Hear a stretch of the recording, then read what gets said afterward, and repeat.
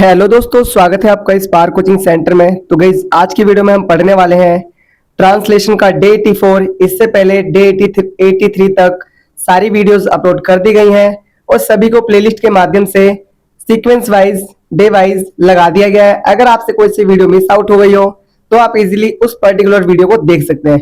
साथ ही साथ मैं बता दूं, यहाँ पर आपको डेली रूटीन और वर्ड मीनिंग और यहाँ पर इंग्लिश स्पोकन कोर्स बिल्कुल फ्री करवाया जा रहा है, तो आप सभी चीजों को इजीली सीख सकते हैं। साथ ही साथ गाइज मैं बता दूं कि इस वीडियो को देखने से आपको क्या क्या फायदे होंगे। फर्स्ट ऑफ ऑल, अगर आपको इंग्लिश रीडिंग नहीं आती है तो वो आएगी। सेकेंडली, आपको वर्ड समझने आएंगे। साथ ही साथ आप ट्रांसलेशन भी कर पाएंगे चीजों का। और कुछ ऐसे सेंटेंसेस यहाँ पर मैं लेकर आया हूँ जिनसे कहीं ना कहीं आप इंग्लिश बोलने में कॉन्फिडेंट फील करेंगे और आप इंग्लिश बोलना सीख जाएंगे। तो आइए वीडियो को स्टार्ट करते हैं। उससे पहले अगर चैनल पे आप न्यू हैं तो चैनल को सब्सक्राइब कर लीजिएगा। साथ ही साथ बेल आइकन हिट कर वीडियो को लाइक कर देना और एक दूसरे से शेयर भी कर देना, ठीक है। तो आइए स्टार्ट करते हैं वीडियो को। तो पहला सेंटेंस है, I need an answer now. मुझे अभी जवाब चाहिए, मुझे अभी उत्तर चाहिए या फिर जवाब चाहिए या फिर आंसर चाहिए, आप डायरेक्ट भी बोल सकते हैं, ठीक है। नेक्स्ट है, चेंज इट। इसे बदलो, इसे बदल दो या फिर इसे बदलो या फिर इसे चेंज करो, ऐसे बोल सकते हैं। I am in pen. मुझे दर्द हो रहा है, मुझे दर्द हो रहा है यानी कि मैं दर्द में हूं, या फिर मुझे दर्द हो रहा है मतलब मैं उस चीज से अभी भी क्या हो रहा हूं, पीड़ित हूं, ठीक है, सफरिंग कर रहा हूं। नेक्स्ट है, I have to do this. मुझे ये करना होगा या फिर मुझे ये करना पड़ेगा या फिर मुझे ये करना पड़ता है या होता है। मतलब देखो, इसके ना बहुत सारे मीनिंग बनते हैं। जैसे जब आप स्पोकन इंग्लिश वाला कोर्स करेंगे ना, तो उसमें इन चीजों को बहुत अच्छी तरीके से डिफाइन करा गया है, समझाया गया है।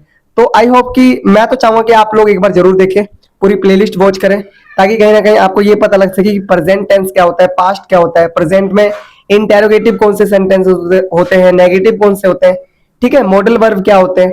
बहुत अच्छे से जान पाएंगे जब आप स्पोकन इंग्लिश का कोर्स करेंगे। नेक्स्ट है, I need to talk to her. मुझे उससे बात करने की जरूरत है या फिर मुझे उससे बात करनी ही है या फिर करनी चाहिए, ठीक है, ऐसा ही बन सकता है।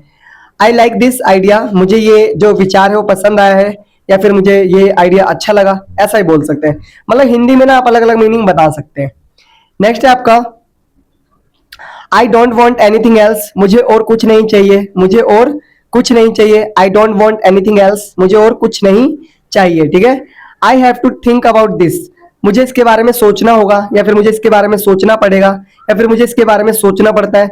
मतलब ये जो हैव टू वाला है ना, इसके बहुत सारे सेंसेस हैं। तो ये मैं तभी बता पाऊंगा जब आप मेरी जो ट्रांसलेशन सॉरी जो इंग्लिश स्पोकन कोर्स है वाली वीडियो वॉच करेंगे तब, ठीक है। चलिए आगे देख लेते हैं। नेक्स्ट है आपका, लीव मी अलोन। मुझे अकेला छोड़ दो। लीव मी अलोन का मतलब क्या होता है, मुझे अकेला छोड़ दो। I got this. मैं ये समझ गई या फिर मैं ये समझ गया, ऐसा बना सकते हैं। I should learn. मुझे सीखना चाहिए। I should study. मुझे पढ़ना चाहिए। I should think. मुझे सोचना चाहिए। I should speak. मुझे बोलना चाहिए। I should learn English speaking course. मुझे इंग्लिश स्पीकिंग कोर्स करना चाहिए। मतलब बहुत सारे सेंटेंस आप बना सकते हैं अगर आपको मेथड सही से पता हो तो। You should win. आपको जीतना चाहिए। You should win this match. आपको ये मैच जीतना चाहिए। You should win the next match. आपको नेक्स्ट वाला मैच जीतना चाहिए, ठीक है, ऐसे। We should see. हमें देखना चाहिए। You should eat. आपको खाना चाहिए। You should come. आपको आना चाहिए। You should come here. आपको यहाँ आना चाहिए। You should make food. आपको खाना पकाना आना चाहिए। You should cook food. आपको खाना बनाना चाहिए, ठीक है। मतलब बहुत सारे सेंटेंस आप बना सकते हैं। नेक्स्ट आपका, ही शुड अर्न। उसे कमाना चाहिए। You should go now. अब आपको जाना चाहिए। अब आपको जाना चाहिए। जैसे कोई मेरे घर आया और बहुत लेट हो गया तो मैं उसको बोलूंगा यू शुड गो नाउ। अब आपको जाना चाहिए, ठीक है। I can do. मैं कर सकता हूं। आई कैन डू का मतलब क्या होता है, मैं कर सकता हूं। I can go. मैं जा सकता हूं। He can swim. He can swim का मतलब होता है वह तैर सकता है, वह तैर सकता है। She can play. वह खेल सकता है, ठीक है। You can come. तुम आ सकते हो। You can go. तुम जा सकते हो। You can think. तुम सोच सकते हो। You can do good things. तुम अच्छे काम कर सकते हो, ठीक है। He can fight. वह लड़ सकता है। ही कैन फाइट का मतलब क्या होगा, वह लड़ सकता है। It can be. ऐसा हो सकता है, ऐसा हो सकता है। जैसे किसी ने पूछा बारिश हो सकती है, मैंने जैसे इसने किसी ने पूछा क्या वो वहां जा सॉरी क्या राधा यहाँ किसी भी वक्त आ सकती है, तो हम बोलेंगे इट कैन बी। ऐसा हो सकता है कि राधा कभी भी यहाँ पर आ सकती है।